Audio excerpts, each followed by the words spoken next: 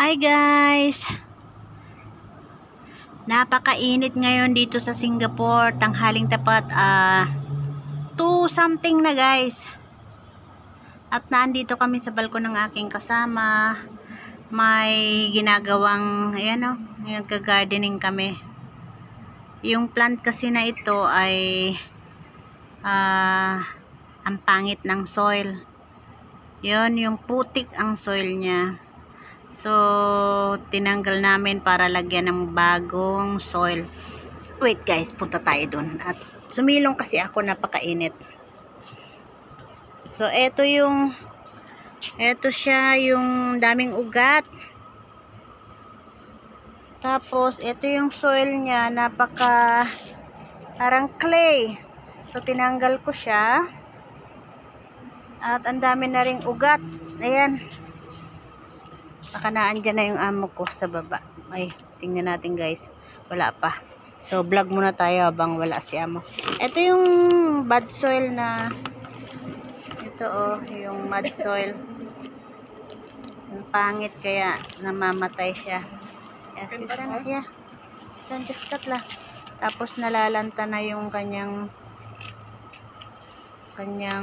dahon. So, ngayon katanghaling tapat ay naandito kami ng kasama ko sa balkon. Maybe, Yuli, this is our last vlog.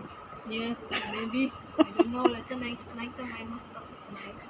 Maybe this, baka last vlog na namin ito ngayon dahil baka lilipat na itong kasama ko.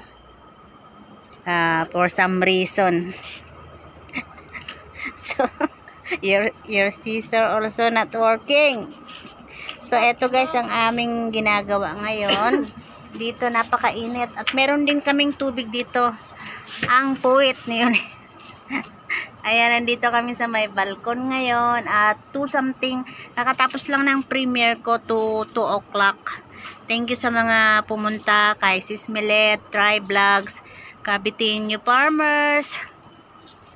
At si Kevin Cristobal, thank you. Ernest Gutlay. At sino pa ba yun? Si Cabitinho Farmers. Nasabi ko naman, sino pa ba yun na isa? So, salamat sa inyo. At salamat nga pala kay Sis Millet na nagpakulay sa hapon ko. Ayan na guys, ang aming ginagawa. So, isi-share ko rin sa inyo itong yung tanim namin dito na hydroponic. Ayan. Ito ay mga salad naman. Ito siya, may bunga na yung sili ko.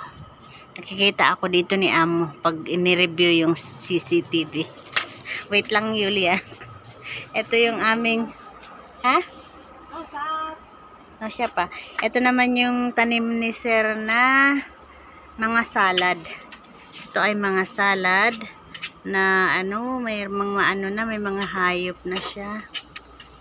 Ito, ang pangit na ng dahon. What happened?